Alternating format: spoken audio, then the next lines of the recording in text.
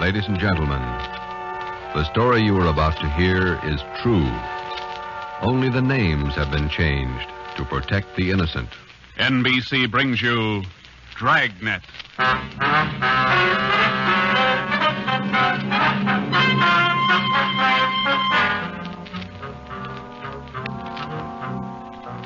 You're a detective sergeant. You're assigned to robbery detail. There's a potential killer on the loose in your city. 18 women have been beaten and robbed by this man. The newspapers call him the Werewolf. Your job is to get him.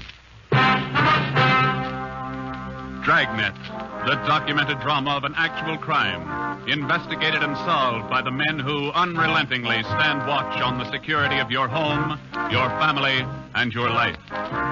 For the next 30 minutes, in cooperation with the Los Angeles Police Department, you will travel step by step on the side of the law through an actual case from official police files from beginning to end, from crime to punishment.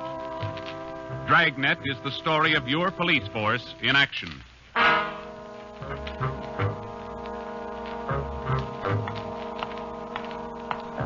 It was Thursday morning, February 2nd. It was raining in Los Angeles. We were working the early morning watch out of robbery detail. Detectives in Los Angeles work in pairs. My partner's Ben Romero. He's a sergeant, and so am I. My name's Friday. The boss is Ed Backstrand, chief of detectives. I was on the way back from the teletype room, and it was 3 a.m. when I got to room 27A. Robbery detail. Hi, Ben. What's up? Keep your coat on, Joe. Just had a hot shot call. Coming, Skipper? Right behind you. Let's go, Freddy. Well, what was it, Ed? Another woman robbed, almost beaten to death. Well, how many does that make? About 18 in 6 weeks. Is that right, Skipper? Yeah, 18 too many.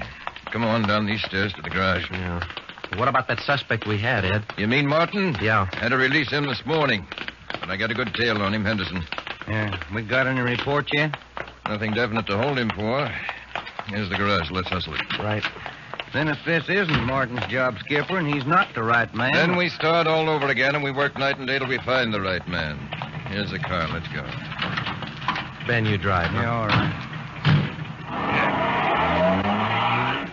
How do the victims describe this guy, Ed? Pretty sketchy. Supposed to be tall, dark, long black hair. Last woman said he had a face like an animal. Something like a dog. Or a wolf. A wolf? Yeah. She said something like a werewolf. Something like a werewolf. Well, he almost had to be that, judging from the way he operated. He was either an animal or a raving maniac. One thing we were sure of, he was smart and he was dangerous.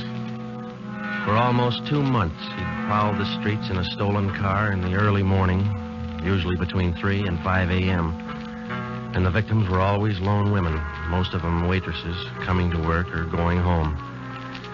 He'd drag them into the car, rob them, beat them until they were unconscious, and then throw the body out into the street. That's just what we found when we pulled up to the curb near the corner of 8th and Grand. One cruiser car was already there, and so was the ambulance. About a dozen people were standing around looking at the crumpled figure of a woman sprawled out on the sidewalk. 2 officers were talking to the only witness, a thin, sallow-faced newsboy. His story didn't give us much to go on. Like I was telling these cops, or these officers, sir, I was walking up 8th Street on my way home as usual when I see this blue Chevy sedan pull up down the block there a little way and dump out the dame's body. Well, actually, I don't know what to think. You get a look at the license plate? Well, no, I didn't. To tell you the truth, I could hardly keep from... Well, I was just plain scared. Well, what did you do after you saw him throw the body out, son?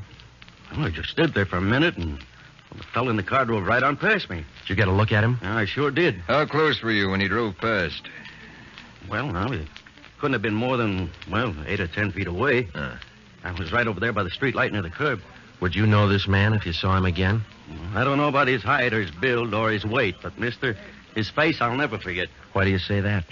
It was just like the paper says about him. Right here on the front page. Here, read it. See? Woman says the attacker looked like werewolf. That's all the newsboy could tell us. The suspect drove a blue sedan. He had a face like a werewolf. We covered the neighborhood for clues, and we questioned a dozen people, but we got nowhere. We took the witness's name and address, and we drove down a couple of blocks to an all-night gas station. 14-hour off the Metropolitan. I'm going in here and call the office and see if Henderson's called in on Martin. We might still have a suspect. Right, Skipper. 13-hour off the Metropolitan. Looks as mad as a wet hornet, doesn't it, Joe? Yeah. Did you get a good look at that woman's face when they moved her in the ambulance? Yeah. Sure does like to mess him up. Oh, I don't know how we're going to get him, Ben, but we better do it fast. Next time, it'll probably be murder. Oh, here comes the skipper, Joe. Uh-oh. Doesn't look good. What is it, Ed? Just talked to Henderson. He tailed Martin to a bar in Long Beach. He hasn't been out of his sight for 2 minutes since yesterday. Martin's clear. And we're right back where we started. Yeah, with one more half-dead woman in the hospital. Well, how about that stolen car, Skipper? Wait a minute. Get that radio up. Okay. Code 3, ambulance dispatched. Code? Attention, all units. On Grand Avenue between Venice and Washington, a woman, victim of robbery and attack. Code 3, ambulance to task. Code 3, red light and siren. Come on, Friday, let's roll.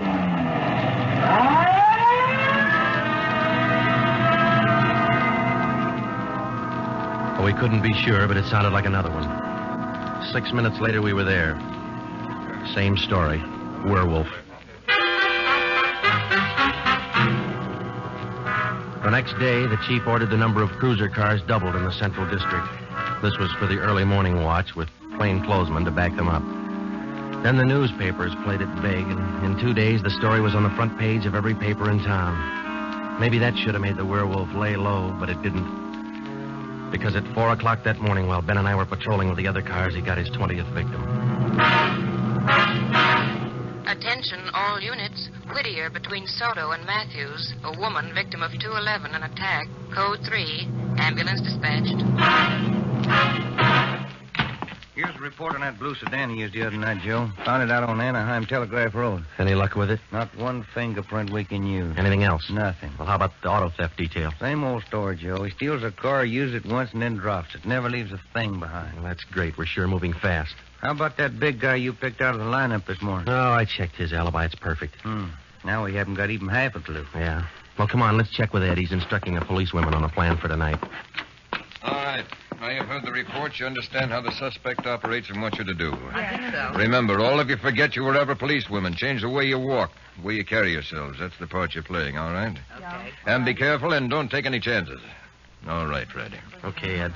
Now, just to make sure you look the part, we're spotting each one of you at different restaurants and coffee shops throughout the Central District. And from 7 o'clock tonight until daylight tomorrow, each one of you is going to be a waitress. You got that? Yeah. Okay, Ben, you want to give them their assignments? Okay, Joe. Well, here's the way it lines up. Marge Kissel at the Top Hat Cafe. That's on 9th Street between Alpharetta and Westlake. Okay. And Katie Welch, Joe's Coffee House, Brooklyn, Soto. Right. Pat Fielding at the All-Night Steakhouse on Figueroa Street between Florence No, and... the trick of using decoys to lure criminals into a trap wasn't exactly new, but, well, it was just one of the old tricks that we figured might land the werewolf behind bars. At 7 that night, Ben and I made the rounds and found each of the policewomen on her job as a waitress. Well, the overall plan was simple.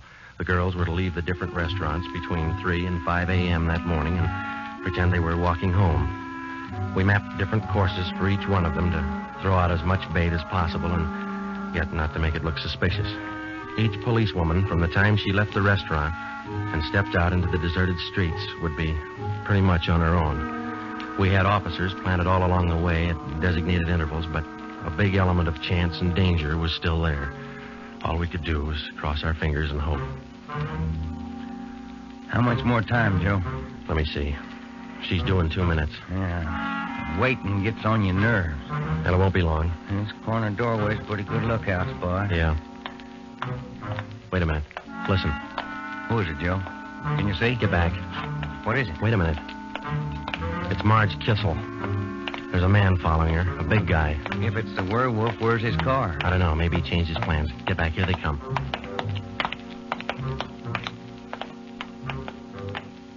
You get a look at him, Joe? Oh, pretty good. Not too suspicious. Might be coincidence. Well, I got a pretty good lead. Come on, let's go. Stay back in the shadows. Hey, Joe. Hmm? So where'd the guy go to? I lost him. The little coffee shop up in the next corner, see? Take a look. Oh, yeah. He's opening the door. He's turning on the lights. Yeah. Looks like a false alarm, Joe. Well, let's check him anyway.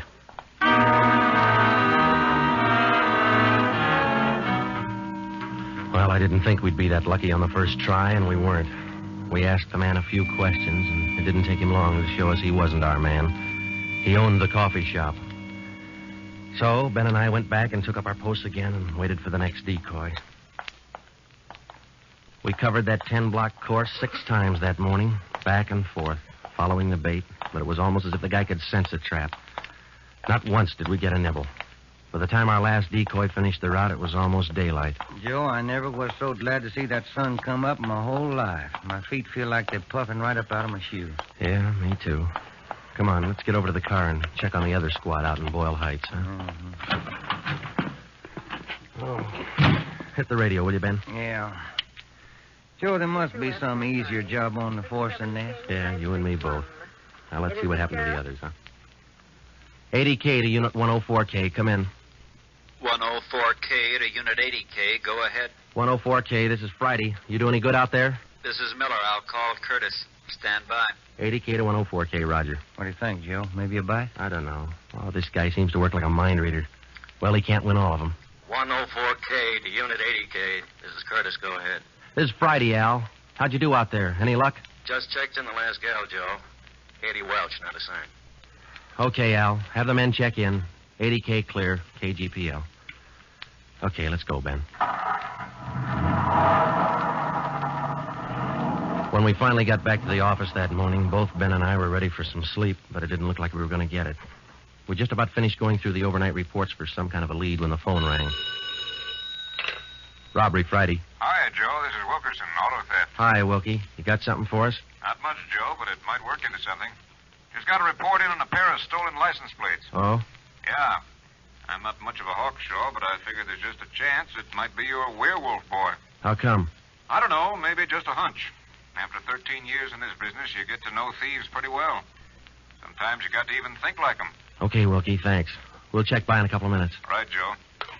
What do you have to say? Pair of license plates stolen last night. Wilkie's got a hunch it could have been our man. Well, might be an angle, Joe. If that werewolf guy'd hang on to one car long enough, we'd have a chance at him. Oh, he's too smart for that. I don't know, Joe. Sooner or later, he's going to make a mistake. Yeah. Come on, let's check with Wilkie. Well, we checked with Wilkerson. We got the best piece of news we'd had in days. On the average, 95% of stolen cars are recovered or located within 24 hours. In the remaining 5%, Wilkerson, by a simple process of elimination, narrowed down the number of cars the suspect might be driving. Wilkie figured 6 cars. There they are. Now, I'll bet you if you picked up your man tonight, he'd be in one of these cars. Let me see, huh? 2-door black sedan, yellow convertible, another sedan, green, blue coupe, black coupe, and a gray convertible.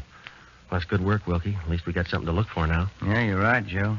Wilkie, you got the numbers of those stolen plates you're talking about? Yeah, right here, Ben. They're already on the hot sheet. Good. Keep us posted, huh? As usual, Ben. See you later, Wilkie. Well, that's a good break, Ben. Something to keep us busy tonight. Tonight? What do you mean? We're setting another trap. Same thing as last night. Same police women, same everything. Yeah, only this time let's hope he steps into it. You know, Joe, this werewolf character's getting me mad.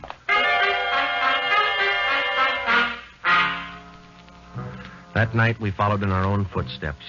We planted the policewomen decoys in 3 separate districts, and a few minutes before 3 a.m., our squad of men took up their positions. The same policewomen went to their waitress jobs in the same restaurants, and Ben and I and the rest of the men stood in darkened doorways or empty filling stations or whatever cover we could find. And we waited and waited. What time is it, Joe? Let me look. 4:30. Thank you. Any sign, Joe? No, nothing yet. Come on, stay in the shadows. That's the way it went all through the early morning. The same plan over and over again until daylight. Ben and I'd check in at the station, go over the late stolen car reports with Wilkie, catch a few hours sleep at home, and then come back and do it all over again. The next night, and the next morning, and the night after that, and the morning after that. 5 days later, Ben and I were ready to call it quits. I'll admit it, Joe, I can't figure. The guy's either psychic or else he can smell a cop a mile away. Yeah, well, at least we got that stolen car angle left. You check with Wilkie yet this morning? I'll give him a call now. All right.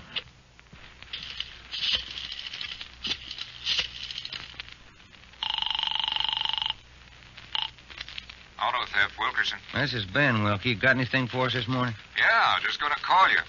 You fellas ought to let me solve your cases for you. Why? What'd you get? The boys picked up 3 of those 6 stolen cars since late yesterday. Great. Now, what does that leave us with? Well, here are the 3 still missing. Yeah. 4 X-ray 763. Yeah. 5-6 Young 342. Uh-huh. 6-1 Robert 385. Yeah. Got those? Yeah, thank you, Wilkie. Check you later. Good news? Remember those 6 missing cars? Yeah. Wilkie says the boys found 3 of them since late yesterday. Here's what's still out. The blue coupe, the yellow convertible, and the gray convertible. Yeah. Well, this feels like the right track for a change, Ben. Righty. Romero, got a minute? Sure thing, Skipper. Come on, Joe. What do you got, Ed? Woman out in Hollywood just called in with this. She said she walked down to the corner from her house last night to mail the letter. On the way back, a guy pulled up in the car and tried to drag her inside. Any description? Big, heavy-set, dark, same thing. Well, how'd you get away from him, Skipper? She said she started running as soon as he made a motion toward her. When he saw her run up the steps of her house, he jumped back in the car and took off. Well, how come she didn't call in before this? She hasn't got a phone. She's afraid to leave the house again until this morning. Sounds good, Chief. You got her address there? Here you are. Mrs. Tom Burdick, 1237 Wilcox, apartment 10.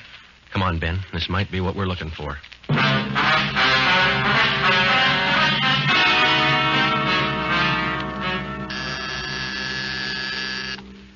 is it? Who's there? Sergeant Friday, ma'am. Police. Oh, just a moment. I'm Sergeant Romero, Miss Birdie. This is my partner, Sergeant Friday. We come out to check on your call about that little trouble last night. Oh, well, I don't know if I'm going to be much help to you. I was so frightened about all I could do was just run. Well, could you add anything to the man's description, Miss Burdick? I mean, other than what you told the chief on the phone? Well, now, honestly, I don't think I can. All I saw was this tall, dark man jumping out of his car and starting for me. He had a heavy build and seemed to me, well, a large head with lots of long black hair. Miss Burdick, would you recognize this man if you ever saw him again? Well, I think I might. He was such an unusually big man, almost frightened me to death. Well, just one more question, Miss Burdick. Could you describe the car this man was driving when he approached you? His car? Mm-hmm. Why, yes. It was a gray convertible. Miss Burdick, are you sure of that? Yes, I'm sure of it. A gray convertible. Thank you, Miss Burdick. That's all we wanted to know. Sometimes when you're on a case, you can chase yourself around in circles for weeks trying to fit together just 2 little pieces of a yard-long jigsaw puzzle. And a lot of the time, you find the answer where you least expect it. But once you get that feeling you're after the right man in the right way, there's nothing that can shake you. When Ben and I got back to headquarters, we went straight to the chief's office with the story, and we had him stake out the gray convertible. In other words, if any detective or officer spotted the car, he reported it back to us, but he stayed away from it.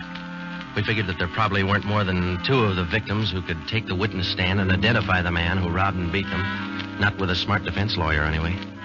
So there was only one way to catch this suspect. Red-handed. Here they are, Joe. Both sets of license numbers for that gray convertible. Here the original, and here the numbers on the stolen plates. Good. Everybody got a hot sheet? From the chief all the way down to the janitor. Fine. Now let's get together with Ed, huh? Hot shot, Joe. Grab it. I got it. On the corner of California and Oakwood, a woman badly beaten. On the corner of California and Oakwood, a woman badly... Come on, Ben, another one. But, Joe, it's broad daylight. Yeah, doesn't figure, does it? Come on.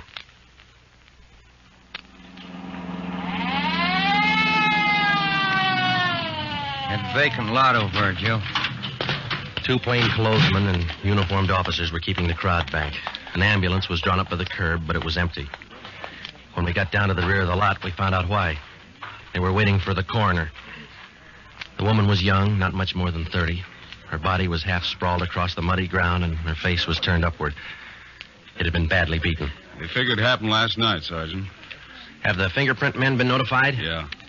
How about the crime lab? Just called them. That's good. Now, let's keep everybody out of the area till they get here. All right, Sergeant. Who found the body? One of the kids in the neighborhood. The woman was dead when he found her. Did she live around here? About a half mile away. I hear she's got 3 kids. Or she had 3 kids. Uh-huh. You've seen enough, Ben? Yeah. Let's get on back to headquarters.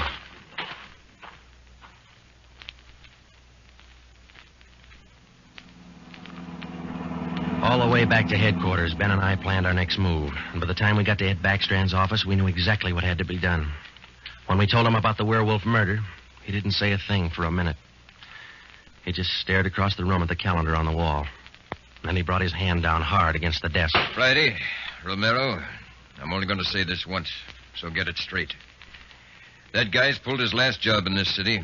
He's through robbing and beating women, and he's through with murder. I've given you time to track him down, and now I want him in. No stalls and no excuses. I want him. I don't care how many men you use, and I don't care how you get him, but get him.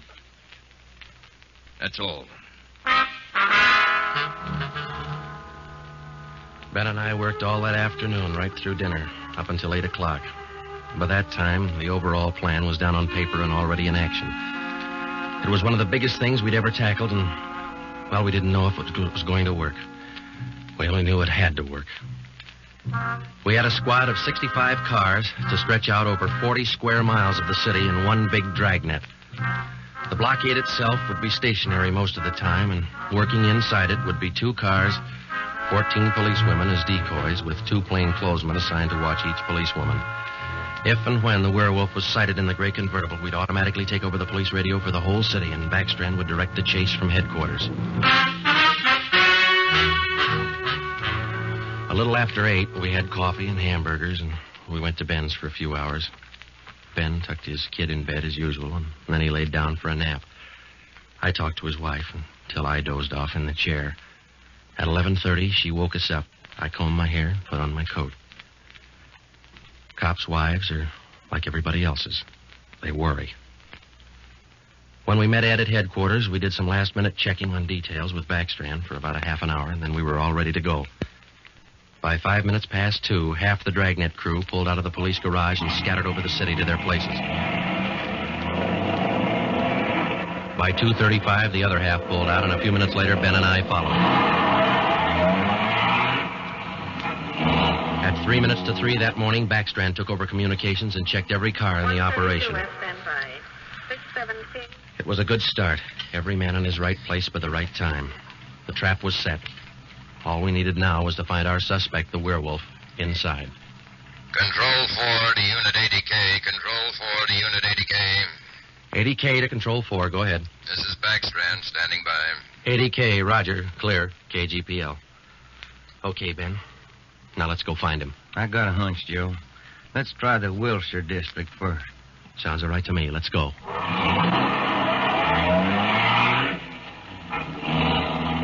For the first hour and a half, we raked the Wilshire district back and forth. Not a sign. Then about 38 minutes past 4, we headed back for the downtown area and parked in an alley where we could double-check on one of our policewomen decoys. Here comes one of the gals now, Joe. Pat Field. Bet her feet are almost as tarred as mine. Yeah. You see anything else, Ben? Nothing. Quiet as a church. No, wait a minute. Car just turned the corner. Heading up in the same direction she is. Joe. Joe, it's slowing down. Wait a minute. It's pulling up beside her. It's a gray convertible. It's him, Joe. Come on. Ben, get down. He sees us. He's got a gun. You all right, Ben? Yeah, look at that guy take off. 80K to Control 4. 80K to Control 4. We've spotted the suspect. He's driving a gray Ford convertible, license 61 Robert 385. Suspect's headed east on Olympic from Alameda, driving without lights. Suspect is armed. He had a fast car and he knew how to drive it. We almost lost him twice. 2 minutes after we sighted him, Backstrand took over full radio control. Control 4 to Unit 80K. Your location? 80K to Control 4. We're traveling at a high rate of speed, headed east on Olympic, crossing Soto Street. Control 4 to all units. Stand by. Units 11A, 12, and 13R close in on the intersections at Olympic and Lorena. Units 41, 42, 45, and 104K move on the next 4 crossings east of that. To the north and south, units 105K, 14A, 17R, 43T. Block all main arteries.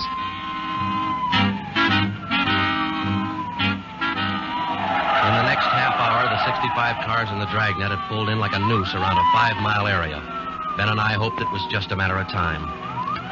Unit 80K to Control 4. Control 4 to 80K, go ahead. He's headed north on Fresno Street, crossing Whittier Boulevard. Attention all units.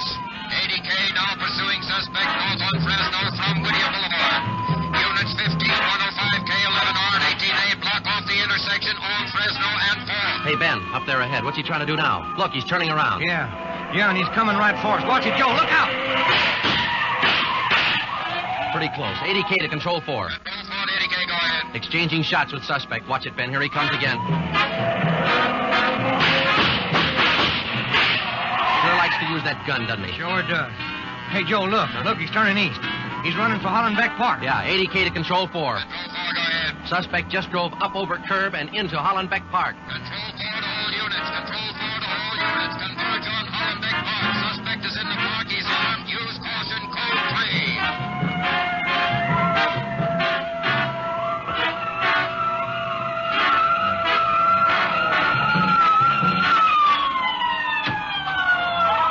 There he is, Ben. Watch it. Looks like a night baseball game with all these headlights. Yeah, come on, let's get him. Yeah. Never say die, huh, Joe? Joe, can you get a shot at him? Don't shoot! Don't shoot! I'll give up! Don't shoot! Then step out in the open and get your hands in the air. All right, I give up, but don't shoot! You're a brave killer. Yeah, come on. All right, you get your hands in the air. Come on, higher. Joe, look out, he's got a knife. I got him. Joe, those women were right. He does look like a werewolf.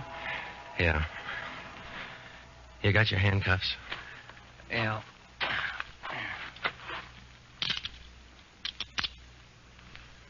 Okay. Got a cigarette? I've been out for an hour. Little place across the street. Maybe we can get some there. Okay. There's the crew from the 41R. Hey, fellas, take him into robbery, will you? Okay, Friday. I think there's a vending machine in there. Uh-huh.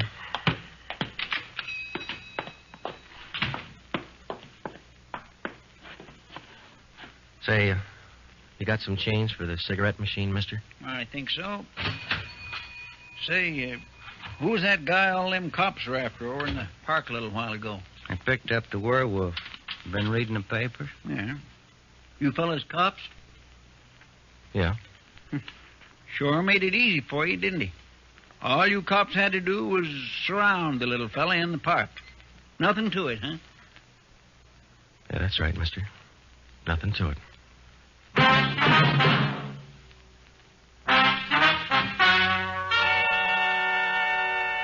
The story you have just heard was true.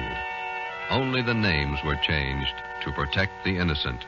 Walter Barton, known as the Werewolf, was tried and convicted and is now serving a full life sentence at the state penitentiary.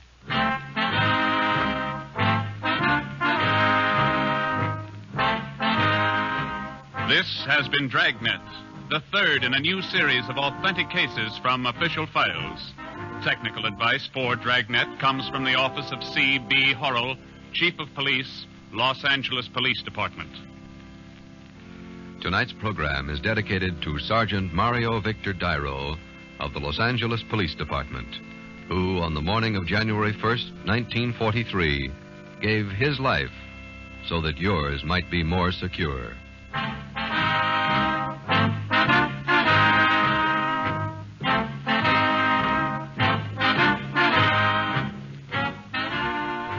Dragnet came to you from Los Angeles.